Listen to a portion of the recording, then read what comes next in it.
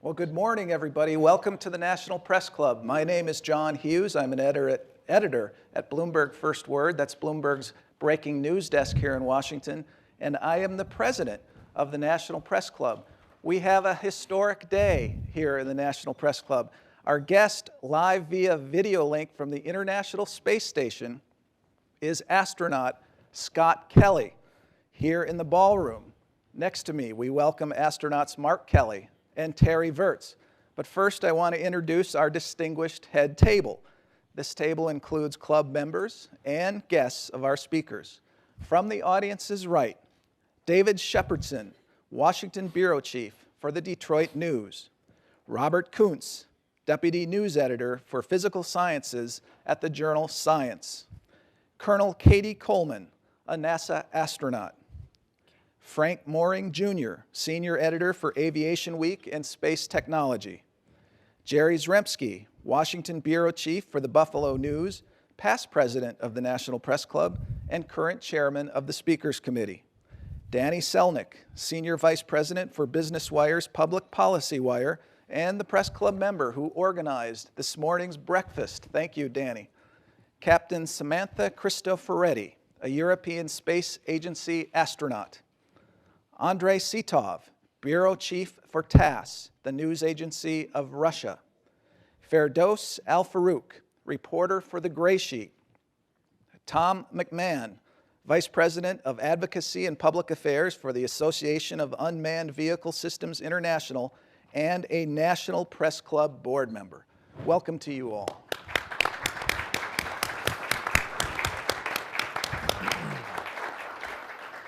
I also want to welcome our C-SPAN and public radio audiences and our live audiences watching around the world on the internet. You can follow the action on Twitter. Use the hashtag NPCLive. That's hashtag NPCLive on Twitter.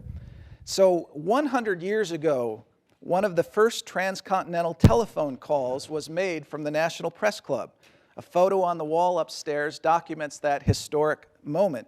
It also marked the first time that a high-ranking U.S. official was photographed at the National Press Club because it was then Secretary of State William Jennings Bryan who made that historic call to San Francisco.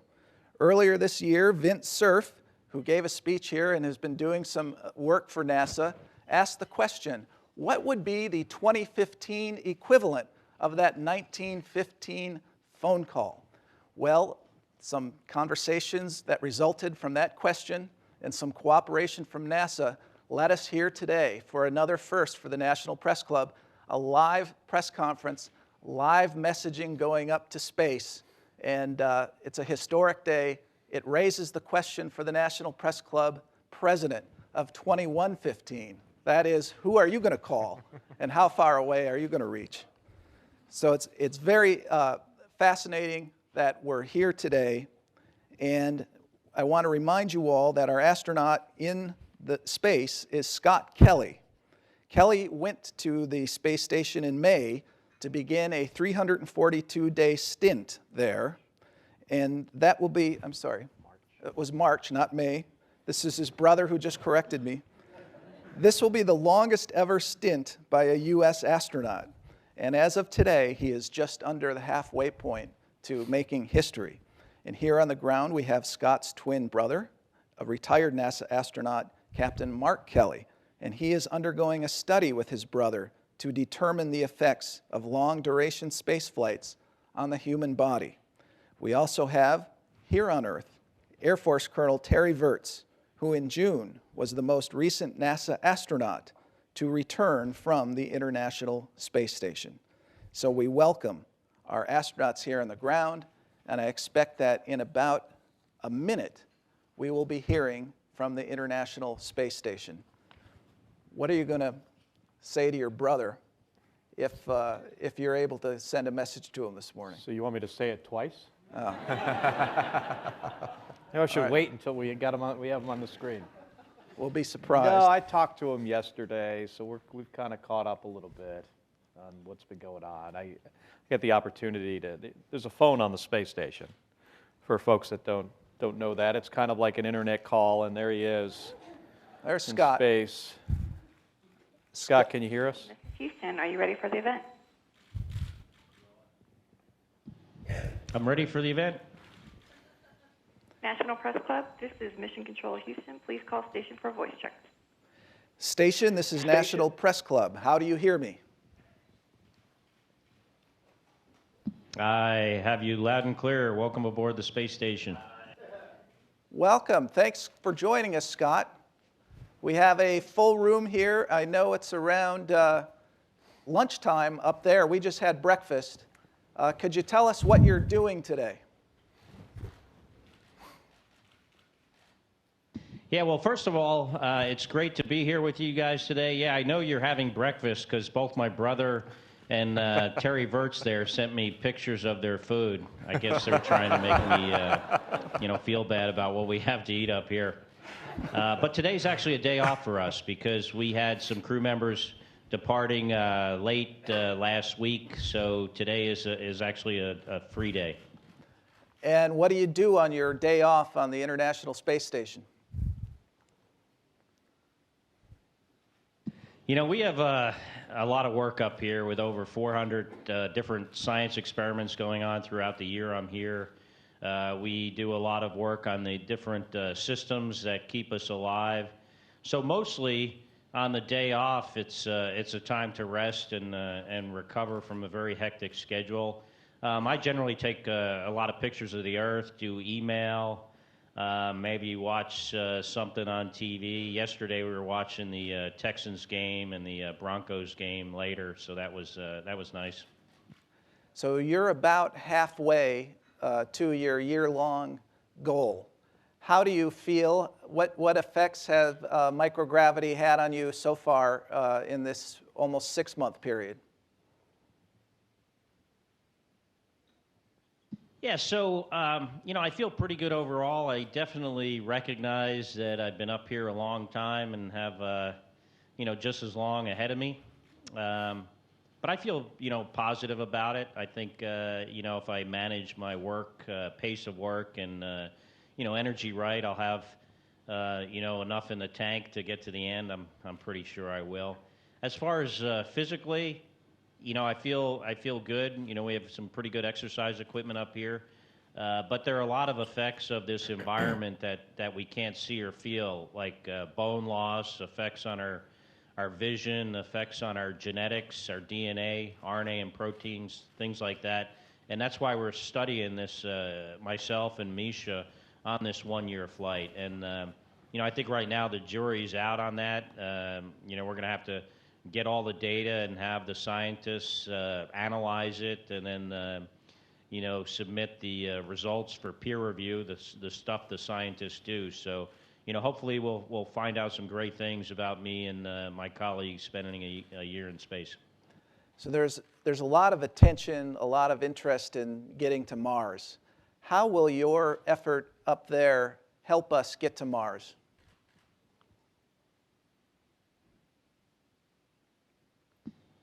So a lot of the studies we're doing focuses on, particularly me and my Russian colleague, Mikhail Kornienko, longer duration space flight than we've done before. This is an incredible facility we have. The International Space Station has a lot of capability to collect data on us. We have an ultrasound. We have these devices that measure our vision. Next week, we're going to do a lot of this imaging and data collection in a Russian device that actually pulls the blood down towards our feet, this lower body negative pressure device. And, from these experiments, we'll hopefully find out if there are any cliffs out there. If our vision gets, significantly worse, maybe after, 9 months or a year. And even though the Russians have flown on board the Mir space station for a year or longer in a couple of cases, they didn't have the technology we have today to figure this out. The space station is also a great experiment in sustainable energy and life support equipment and understanding, how that works and how we can, maintain ourselves with these systems for longer periods of time. Both of those things are going to help us go to Mars someday and, hopefully in the not too distant future. As part of what's happening, you're undergoing a twin study along with your brother here on the ground. Explain how that is working. Do you have any results on the twin study so far? Anything you can share, or won't any of this be known until after your experience is done and you analyze all the data afterward? You know, I think most of it will be stuff that we learn afterwards. I have had some interaction with some of the investigators. You know, one thing that I found somewhat interesting, maybe not too unexpected, is our microbiome. You know, the stuff that's inside of us that's not us. You know, we have more cells of bacteria that we carry around with us that, you know, isn't part of our body, but they just live inside of us. And you know, one of the principal investigators told me that while I was up here that she found it interesting that my brothers and I microbiome are completely different. I guess that's not really that unexpected because we do live you know, separate lives, but it was kind of an interesting factoid, I guess. The goal, however, is that at the end of this, you'll be able to document, or NASA will be able to document as never before, the effects of microgravity on a human using a twin human to really get in at a detailed level.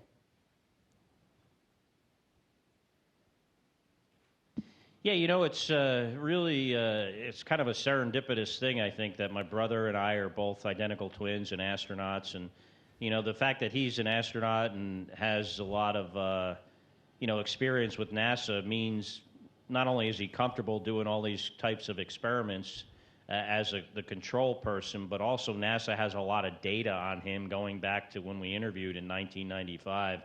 So they can look at that data and look at the, you know, the data they collect with him over this year and see what kind of deviations we have on a genetic level, which, you know, could be a result of this environment, the weightlessness of the environment, the radiation that we see.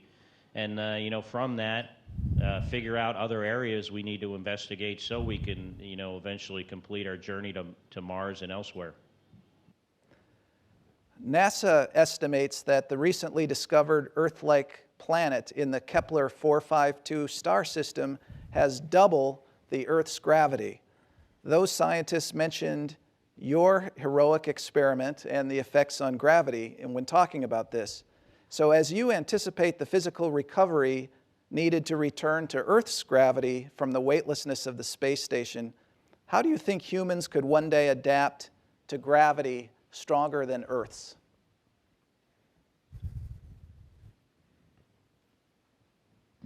You know, I guess, you know, Charles Darwin proved that, you know, the species, different species in general, are very adaptable to their environment.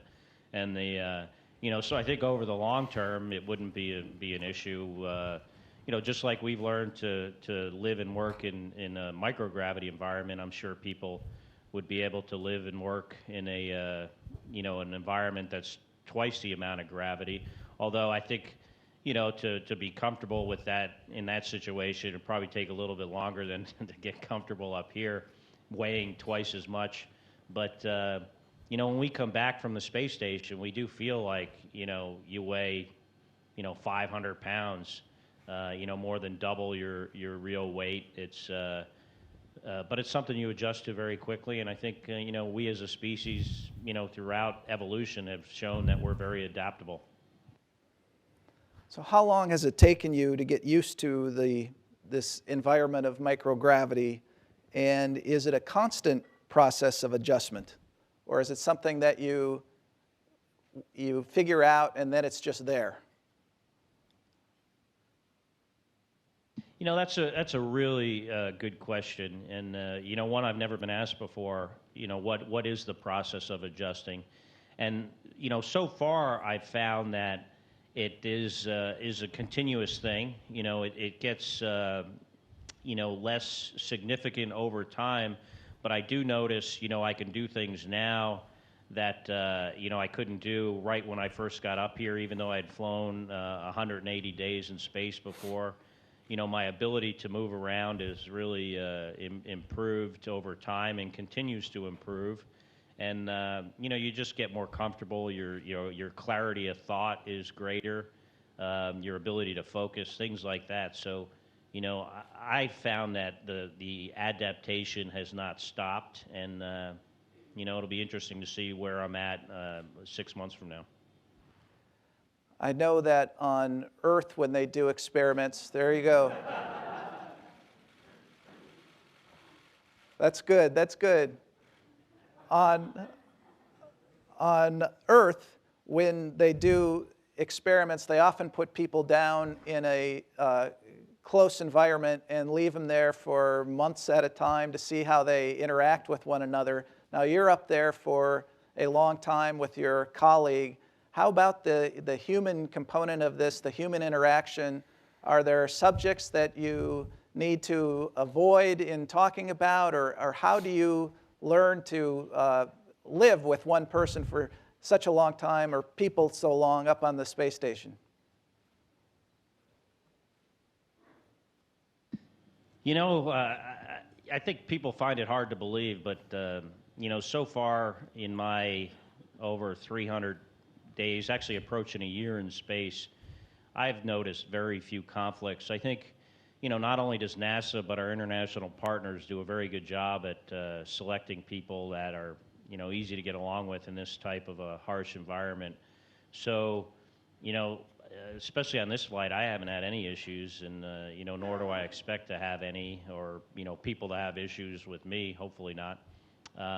We get along great. And it's, we're all one big team up here. We recognize how we rely on each other, on a psychological level, but also for our own personal safety. And, that goes, it's just as important with my, fellow astronaut up here as it is with my other international colleagues, including the Russian cosmonauts on board. All right, I'm going to bring in your brother here in a minute, but do you think that you or Mark got the better end of the deal on the twin study?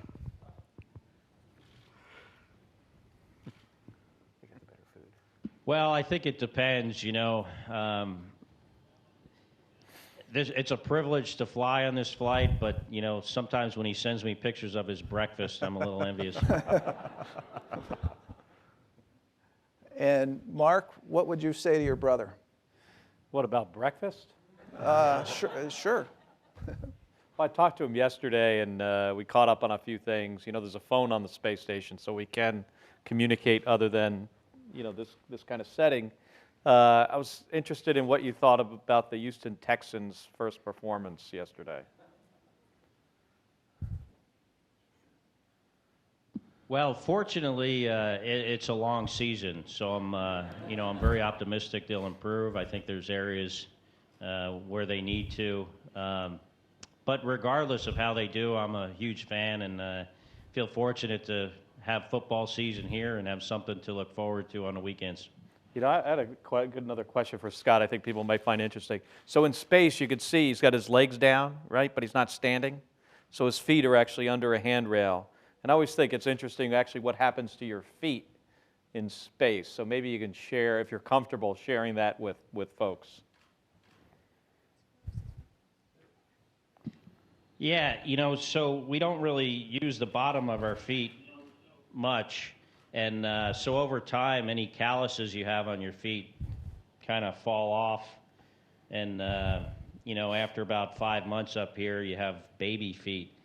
But then you have a big callus on the top of your toe, big toe, that because you use that to move around.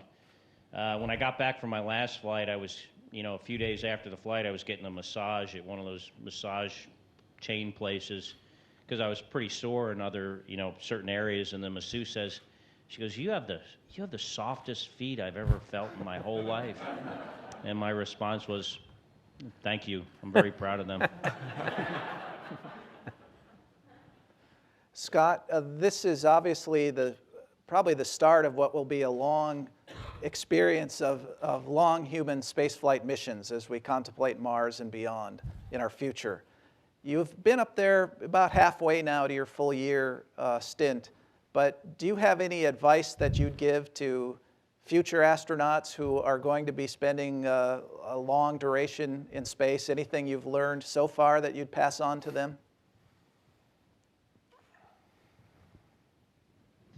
You know, I was fortunate that I had flown, almost 6 months my previous flight, so I sort of knew what I was getting into. But, despite that, I did have, certain, apprehensions having to go into something that was going to be more than twice as long. And so I intentionally, thought about ways for me to get to the end of this with as much energy as I had in the beginning. And part of that is having a good balance between work and rest. And I intentionally don't work at the same pace I did last time I was up here, where, I felt like I could go, at 100% speed, for the full 6 months. I can't do that. So I consciously, try to throttle myself back a little bit at certain times and have a really good balance between, work and rest. And that's what I would encourage anyone who, attempts to spend this amount of time in this type of environment, is you just have to pace yourself. So in the remaining time you have up there, as I said, you're about halfway. What are you most looking forward to in the next 6 months or so up there?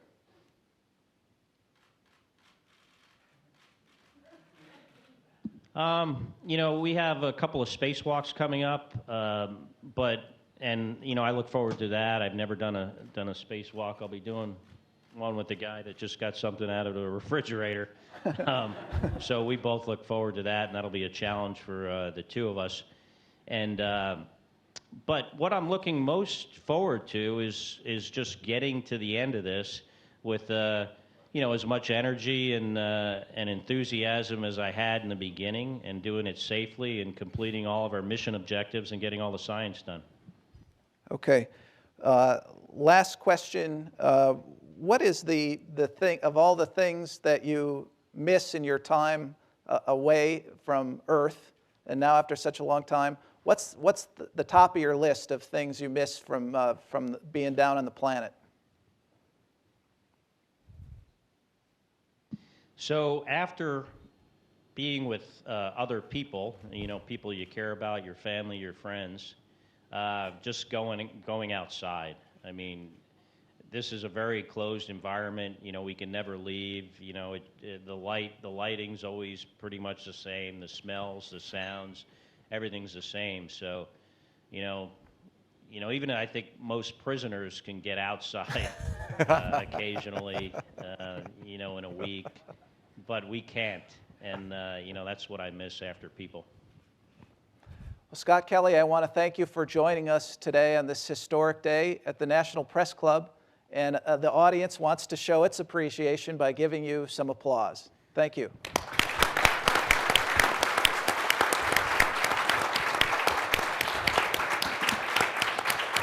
My pleasure.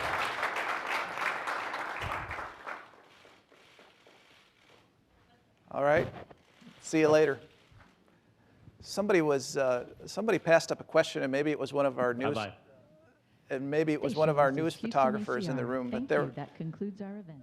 There were some large cameras in the pictures, telephoto lens type cameras. Are those to take pictures of Earth, or what are those used for?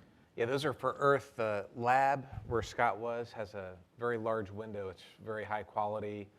Sometimes we have experiments in there that take pictures of farm fields, how those are used, or different experiments. But when we don't have the experiment blocking the window, we can grab the camera and take pictures. And Scott's been really good. I had a tendency to take like big picture views where you could see the Earth and the limb and space and stars. And Scott was a big fan of getting that big, gigantic 800 millimeter telescope and zooming in on stuff on the Earth. So it's one of the favorite things we do in space is take pictures of Earth. What was the room that he was coming to us from? What was the purpose of that space? So we were in the lab and we were looking backwards towards the Russian segment, and where Chell came from is some exercise equipment off to the side. So I think he was in there either running on a treadmill, or we have a exercise machine that allows you to do bench press and squats and deadlifts and that kind of thing. It was the U.S. laboratory. Yeah. Okay, the U.S. laboratory. And how would you avoid, he mentioned missing going outside.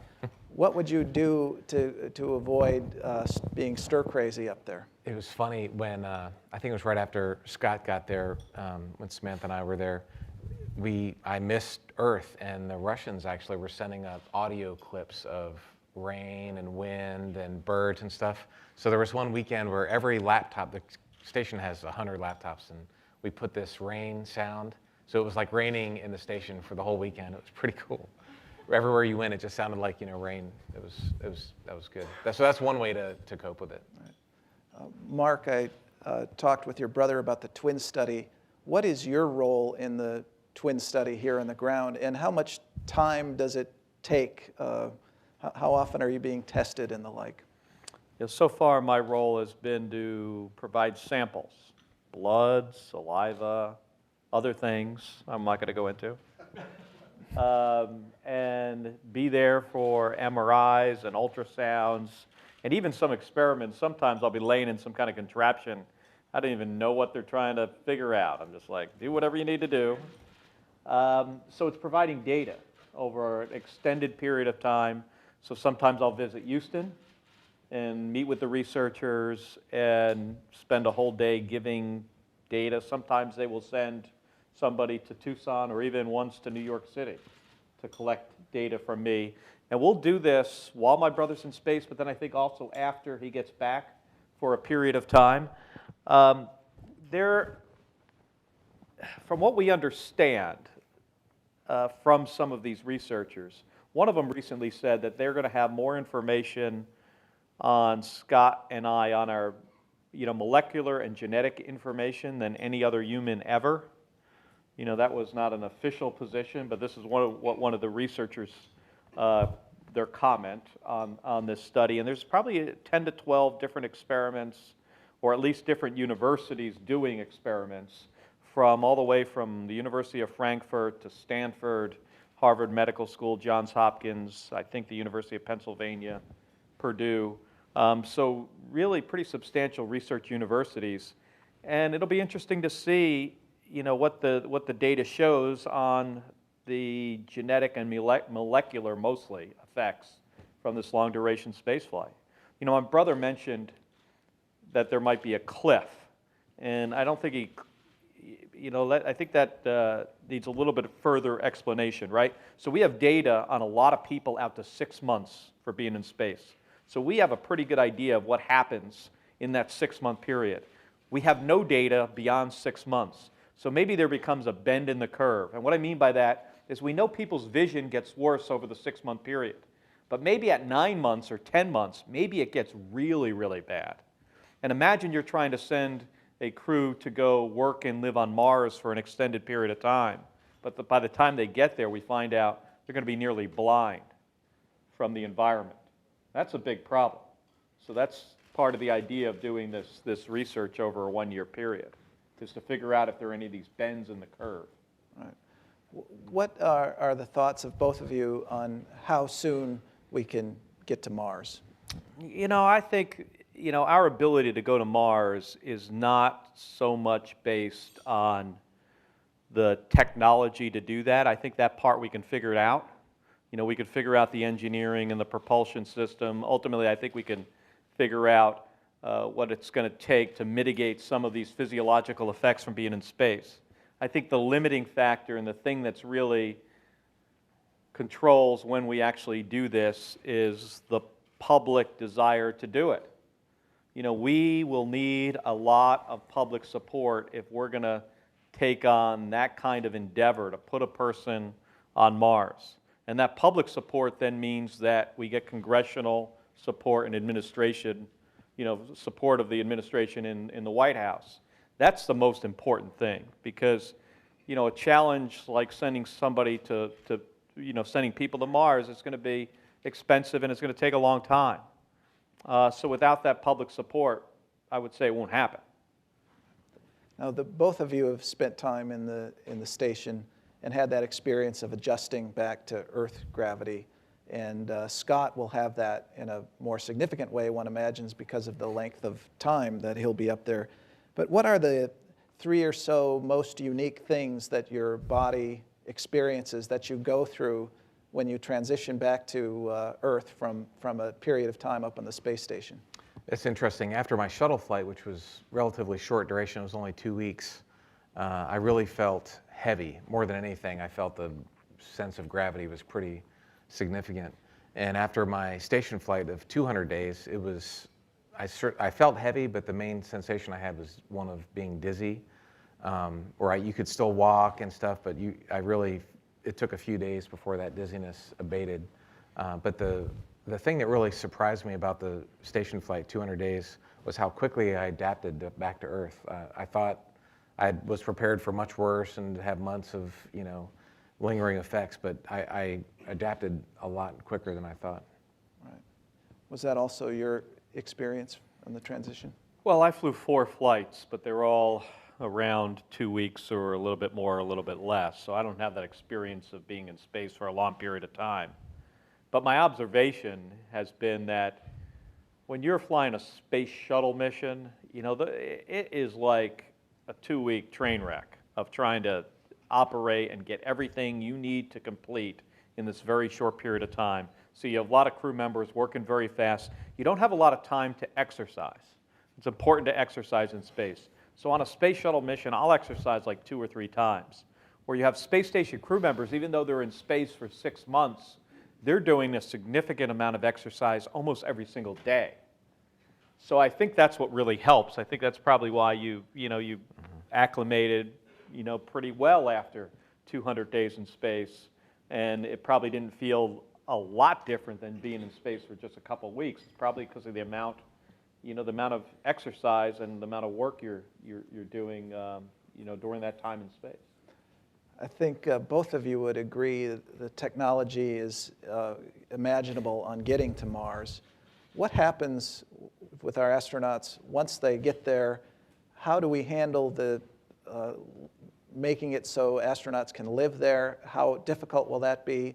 And do we have any idea how long they'd be able to stay before coming back, or would they just not come back? Are we going to Well- see that in a movie here in about like a week or so? Yeah, you gotta wait to see the movie.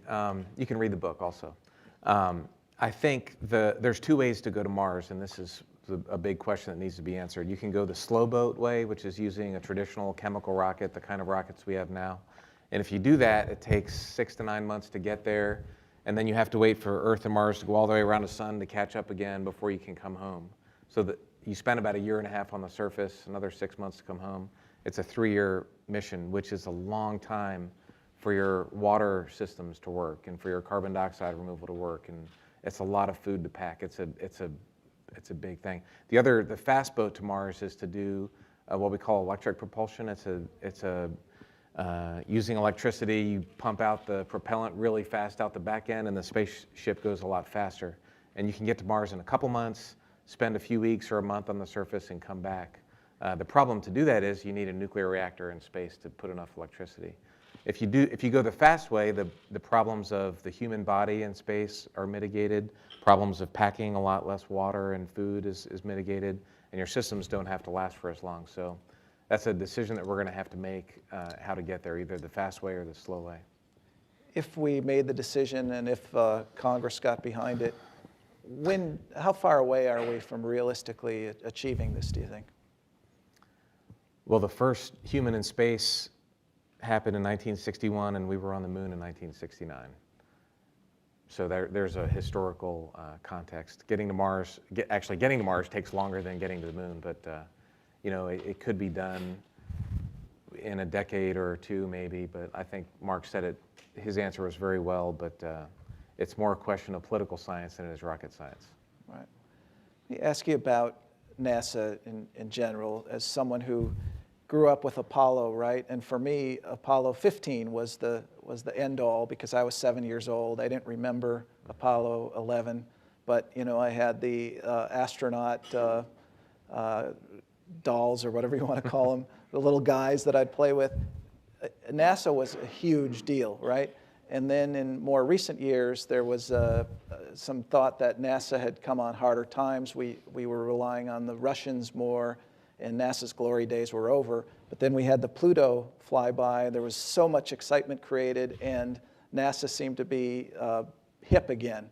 What is your view of where we are with our space agency here in the United States, and what do we need to do, if anything, to put it on the right future course? Well, I can talk about what we're doing now, and I'll let Mark finish, but there's a lot going on at NASA. I mean, the Pluto mission, obviously, Mars rovers. We have 3 rovers active, on Mars right now, and 1 in work. The Mars program is very robust. Of course, the human spaceflight program is very robust. Samantha and I just got back from a long flight, and Scott's up there now, and Chell. And so NASA is very involved in space exploration, all aspects of it, robotically and human. It has not gone away at all. We are flying with the Russians right now, and that was one of the highlights of my mission, was actually getting a chance to go work with Russian colleagues and launch on a Soyuz. That was a great experience. Soon we'll be flying on American vehicles again. So NASA is very busy. It hasn't ended in any way, shape, or form, and there's, I think, very bright future. I think here in the United States, we have the best scientists and engineers in the world. And I think we can do anything we set our minds to. I mean, really anything. If we want to, especially, in space flight, it's challenging, but we have the resources to do these things. I think what we need to do is pick exciting missions that the public will be interested in, like the Pluto mission. I mean, being somebody who used to work at NASA and, fly in space, even I thought that was pretty neat to see Pluto up close for the first time, to see those images come back and start to learn more about something that is or isn't a planet. I don't know what it is today. So we've got to pick these exciting missions, and then we've got to allow NASA to do this. What often happens is you'll see, we'll be asked to do something, and then either sometimes NASA will cancel a program, or Congress will cancel it, or the White House will cancel it. And we've got to understand that these things, despite the ability of our scientists and engineers to do these things, they do take a long period of time. Often, from one administration in the White House to the next. So I think people just need to be patient. We need to give NASA the resources to do these hard things. But, we have the people and the ability to accomplish exciting things in space. Terry, we heard Scott earlier say he was really looking forward to his spacewalk. And you completed 3 spacewalks during your mission, and this helped prepare the space station for the new Boeing and SpaceX commercial crew vehicles. And you also gave us some amazing GoPro imagery, and it made us feel like we were there too. But can you tell us what it was like to be out on these spacewalks and doing this sort of work? Yeah, it was definitely a unique, I've had a chance to do a lot of stuff in life. That was definitely unique. Going outside for the first time. In the pool, we practiced doing spacewalks in this weightless pool, and you go out of the airlock, and there's a module, and you can kind of, it's about from there to there. I reach over and grab, and then move on to where I'm doing my work. And on my very first spacewalk, I went to do that. I went, nope, I'm not going to do that. And so I kind of stayed on the side of the space station and didn't take the shortcut. But it is an amazing experience to look back and see the Earth. I'd felt like maybe a minute or two to do that during all my 3 spacewalks, because they were so busy. There's so many tasks that had to happen. So I never really felt like I had any free time while I was out there. It was more, work. It was more like a shuttle flight than it was a station flight. Right. Mark, with the International Space Station, it's almost like we're so used to it, we're almost taking it for granted. But what can be done to improve the scientific output of the space station and the impact it has? Well, my brother mentioned that they've got, over the period of the time that he's going to be there, there's 400 different experiments going on in a bunch of different laboratories. There's the US laboratory, there's a Japanese laboratory, there's a European laboratory on board. The Russians do, science in the Russian segment. So it's an incredible, facility. There's a lot going on. To expand the output of the space station, you just need more people. Space station was first launched in 1998, so 17 years now. starting to get kind of old. Things break. People have to fix things when they break. That takes time away from doing the science. You know, you don't have an electrician or a plumber. You don't have somebody to clean the place up. So the crew members are they're the mechanic, they're the scientist, they're the secretary, the guy who's fixing the toilet, when that breaks. You're the maid, you're cleaning up on the weekend or during the week. So it really comes down to crew time. But to add crew members is complicated. You have more crew members on board, now you need another return vehicle on board that acts as the lifeboat if something happens. It also needs then, those extra people, you need to be able to support them, not only with food and water, but oxygen, air to breathe and carbon dioxide out of the atmosphere. So it gets really complicated and it's hard to do, but just to answer your question, we would need more people to get more out of it. Of course, the International Space Station, living up to its name, has been such an international effort. Do you foresee, when we look at Mars and long spaceflight missions in the future, do you envision that these will be international collaborations, or will they be more of U.S. efforts? My own personal view is that it will definitely be international.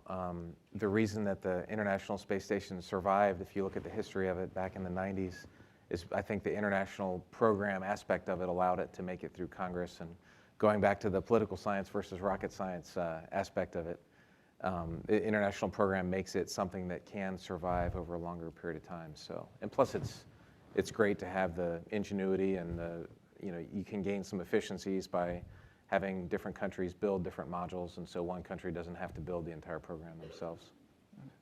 Somebody passed up a question about Elon Musk, who recently talked about Mars and using a thermonuclear device as an option to make Mars more habitable. Any thought or comment on that? I saw that in the newspaper. I don't know the science behind nuking a planet, but I will tell you, Elon's a very smart guy, and he does think outside the box. And when you look at what he's been able to accomplish, not only with SpaceX launching cargo to the International Space Station, hopefully people here pretty soon, an incredible car company, a big solar company. I mean, he tends to know what he's talking about, but I don't know the science behind nuking the planet. Another person in the audience here writes, U.S.-Russia relations are tense on Earth but seem very productive in space. What can leaders on Earth learn from your cooperation aboard the International Space Station? Well, I can definitely second that motion. It was relationships in space and on Earth. Training or preparing to launch into space are great. Our colleagues there are very capable. They're very friendly. I had a great time in space with Anton and Sasha and Misha, who's up there right now with Scott. So we had a great experience with them, and frankly, I think the station has accomplished a lot of things, and the most important thing is the international relation aspect of it. It's been, of all the ups and downs of relationships on Earth, the space station has been a very positive beacon of light. So Terry, you were on the space station during experiments with 3D printing. Mm-hmm. Please describe the benefits of this technology for deep space missions in the future, and for the space station now, if there are any. Were there any parts produced during the test run that were actually used, and any lessons learned that can improve on the technology in the near term? I should let Samantha answer. This was her baby in space, but yes, the 3D printing is a great concept in that you can imagine going to Mars. Your closet is going to be full, and you're limited to one bag only, and so you can't bring all the tools that you need. And if you could potentially print out parts or tools, for example, that could really save on the amount of mass that you have to launch. We did make a little wrench, and it was made out of the plastic. It wasn't like a hard metal wrench, and it was the first time it's ever been done in space, so it was more of a technology demonstrator. But it was pretty cool to see a tool printed out in space, and we sent it back down to Earth for analysis, so we didn't keep it up there to use it. But that's a technology that has a lot of promise, I think. Okay, Mark, what's the lasting impression that space has given you when you think of your time up there, what is the thing that strikes you the most later on? Well, I think, what became very obvious to me in 2001 during my first space mission was that we live on an island in a really unforgiving environment. You look back at the Earth from a distance, and you have very, few people on board the space shuttle and space station. And we've got 7.5 billion people on this round ball just floating there in the blackness of space. We really have no place else to go. And that becomes that was pretty striking and pretty quick, observation by my part, and I imagine by other astronauts that fly in space. So it gives you, I think, a little bit more of an appreciation for, our planet and what it does for all of us, and the need for us to consider that and take care of it. Right. Terry, as we've talked about, the space station crew has conducted hundreds of experiments, including many that have been developed by science students and transmitted up there. Do you consult with these same students when questions arise, and if so, how? And which science student experiments were the most interesting or challenging? We do have, it depends on the experiment. Sometimes we just talk to Houston or Huntsville as the NASA control center when we're doing experiments, and then sometimes if it's complicated, they'll tie us in directly with the scientists who made it. So it depends on the experiment. And I'm trying to think of what student-only experiments we had. And most of the experiments we did, you kind of don't, you just do the experiment and you don't really know who came up with it. But as far as student experiments, the student things I do remember is they built some equipment, like some storage bags or storage locations and stuff. Okay. Mark? Spheres, yeah, so I was not involved in this, but there's a thing called spheres. They're little satellites with little cartridges of air jets that fly them around, and that was a big student-led experiment with MIT that my crewmates were talking to the ground, and that was very interactive. The students could make software and fly them around, kind of like these robotic competitions that a lot of kids do nowadays, only this was a satellite in space competition that they were flying around. Right. Mark, I mentioned earlier relying on others for transport up to the space station. Do you think ending the space shuttle program before there was a replacement slowed the U.S. space program? In other words, was it a good transition, or could we have done better? So we had the Columbia accident happen in 2003, and after Columbia, there was a joint decision made to retire the space shuttle because we realized that if we continued to fly it, over another decade, we'd probably lose another spacecraft and a crew, and we didn't want to do that. So this was a decision that was made by the White House, by Congress, and by NASA, including the astronaut office. This was the right thing to do, to retire the space shuttle. What it allowed us to do is speed up the development of what the next spacecraft was going to be. When you get into testing and developing and building the hardware for a new system, a new launch system, a new rocket, a new spacecraft, it gets really expensive really quickly, like upwards of $2 to $3 billion a year to do this. Well, it just happens to be that the space shuttle operating budget was about $2 to $3 billion a year. Now, so there's two things we could have done. We could have retired the space shuttle and used that money to develop a new spacecraft. Or we could have gotten $2 to $3 billion more out of Congress and the White House to develop a new spacecraft at the same time. Well, NASA's budget's only about $19 billion. So you're talking about a 15% increase in NASA's budget to build a new spacecraft. In this fiscal environment over the last decade, how hard do you think it would be for an agency to get an increase of about 15% in its yearly budget? It'd be really, really hard to do. So I absolutely believe we made the right decision. We wanted to, now I personally would have flown the space shuttle every year for the rest of my life if I could. It is the best spaceship ever. I loved it. part of me still wishes it was still around, but at the same time, we did make the right decision. I mean, because the space shuttle was designed, they were each designed to fly about 100 flights. And Endeavour, which I flew on its last flight, that was flight number 25. So they were designed to fly about 100 flights, but they were not designed to fly for 30 or 40 years. And that's the issue we were dealing with. So it put us in a position where we have to rely on our Russian partners to get crew members to and from the space station right now and over the next couple years still.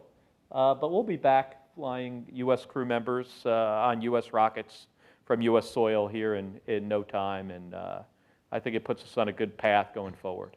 So either one of you, if you were Congress or the President, where would you focus our resources for NASA? Would it be on a Mars mission? Would it be on missions like what the Pluto flyby, going back to the moon, the space station? Where do we need to put our focus? We do everything. Do it all? Yeah, if it was up to me. Yeah. But what if you didn't have unlimited resources? What would you prioritize? That's harder. Yeah. I'll let Terry ask. Let the active astronaut active duty. No, I think NASA does not have just one. I would not focus on just one thing. NASA has a broad mission to do both aircraft research and also robotic space exploration and human space exploration. So I would divide it up. Okay. Terry, you stayed connected to Earth through your favorite pastime of baseball when you were up there. So as I understand, you set out to photograph every major league ballpark from orbit, and you posted many of these images on social media. Did you get them all? Where did that end up? I got almost all, and the coast stadiums are pretty easy to get. Like Baltimore is easy to get, DC is easy to get, the New York stadiums, Boston's very easy, San Diego. It's when you get to the middle of the country it gets tough because there's nothing obvious around Kansas City. It's hundreds of miles of flat or St. Louis or Cincinnati. So the ones on the corners were very easy to get, and the ones in the middle were a little bit tougher to get. But I think I did get them all. I still need to go through some files and double check some of the ones in the center of the country because I didn't have time. Pittsburgh was always tough to get with all those hills and stuff in western Pennsylvania. I think my brother's working on getting all the football stadiums now. Yeah. Because of what you did. Right. Maybe that's where you got that idea. Okay, before I ask the final question, I have some housekeeping. I want to remind people in the room that our astronauts will be available down the hall for stand-up interviews immediately after this program concludes. I also want to remind you that the National Press Club is the world's leading professional organization for journalists. We fight for a free press worldwide. And for more information about the club, visit our website, press.org. And to donate to our nonprofit Journalism Institute, visit press.org/institute. I'd also like to remind you about some upcoming programs. This Wednesday, September 16th at 1:30 p.m., Archbishop Thomas Wensky of Miami, Bishop Oscar Cantu of Las Cruces, New Mexico, and Dr. Carolyn Wu, CEO of Catholic Relief Services, will discuss Pope Francis's upcoming visit to Washington, D.C. On Monday, September 21st, Big 12 Commissioner Bob Boulsby will discuss college athletics, and Jane Chu, Chair of the National Endowment for the Arts, will discuss new initiatives at a breakfast on September 28th. I'd now like to present our in-room guests with the National Press Club mug, much cherished. You can't easily find it on the space station either. It's very valuable. And we'll have to figure out a way to get it to your brother, right? Get an extra one. I could take care of that. So, It's not very useful in space, though. so we mentioned, the Mars movie that'll be coming out, right? And so much fascination in literature, movies, television with space. I myself, of course, Star Trek junkie, grew up that way. How about you guys? Could each of you tell me what kind of science fiction you enjoy, if any, and what you think about the movies and the science fiction that you see out there, either in books or on TV or in the movies, starting with you, Terry? Yeah, I've always enjoyed it. When I was a kid, of course, Star Wars was the big thing, and I love that. And I remember reading Arthur Clarke as a teenager, and that was, he wrote some great stuff, really cool. Watching 2001, there's a space station in Earth orbit, and it's a lot of, I watched that when I was in space, and I thought a lot of the stuff came true, 50 years later. Just watched Interstellar, too, while I was in space. And a lot of that stuff is not what's going on board the space station. There's no wormholes or anything like that, but that's a movie you got to watch a couple times to figure out what's happening. So does Hollywood get it wrong most of the time, or? Hollywood, of course, they have to make it exciting. Gravity, Scott brought up this big projector with him, and so we watched Gravity one night. We put a projector up right where you guys were watching him and watched the disaster movie Gravity. It was fun. And the mechanics of where everything was and what it looked like and was very real. They got that done. And of course, we don't have giant explosions and fireballs and this Soyuz exploding for us. So they have to make that to make the movie interesting. But if it was just, astronauts doing science experiments, it probably wouldn't gross very much at the box office. Mark, how about you? I just started reading this book this science fiction book called Seven Eves, about using the space station to save humanity after something really bad happens on Earth. So it's pretty interesting to see how, either an author or Hollywood, uses existing space technology, in their movies. And as when I was younger, these guys, age down here, these the brothers and sisters down here, I used to read a lot of Robert Heinlein, Isaac Asimov, those kind of books, and it made me think about what it would be like to be in space, one day, and I think that's important.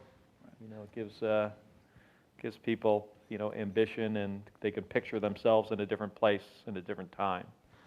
The good thing, Mark, with all the genetic data they have on you and your brother, if that apocalypse comes, we'll be able to clone you guys. There'll be millions of Kelly brothers. What about the young people? I mentioned as a youngster and you as a youngster, we were so fascinated with the space program, and I'm sure that continues. Young people who want to go to space someday, get on that career track, what would you two suggest that they do? People, I know, Mark, and we get asked this question all the time, what do I need to do to be an astronaut? And I think the real answer is do what you're passionate about. Everybody has gifts, everybody's been blessed with different abilities and skills, and what you are created to do, go do that and do it well. There's not one path to being an astronaut. There's lots of different engineers and scientists, and Mark and I are both previous pilots in our former lives, and there's medical doctors. Chell in space right now with Scott as a medical doctor. So there's lots of different ways to be an astronaut, and we need people with lots of different skills. I think the key is to do what you're passionate about, and like I said, where your gifts are. But we're also on the cusp of this big sea change with access to space for people.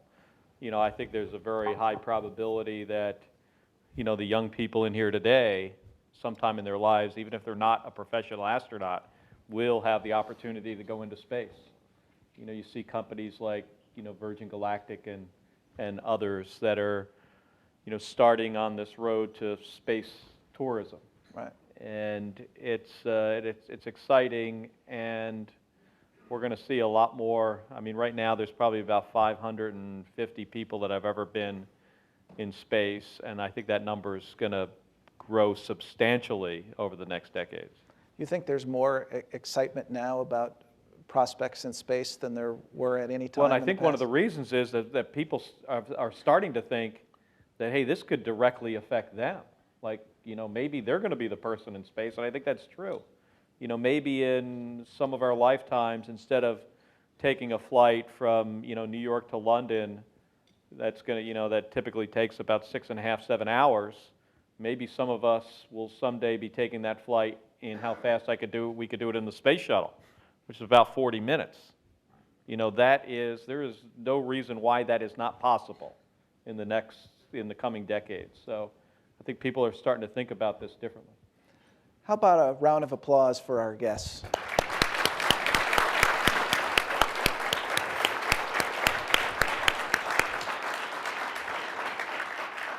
I want to thank our National Press Club staff, including the Journalism Institute, for their work on today's program. If you would like a copy of this program, go to our website, press.org, and that's where you can also learn more about the National Press Club.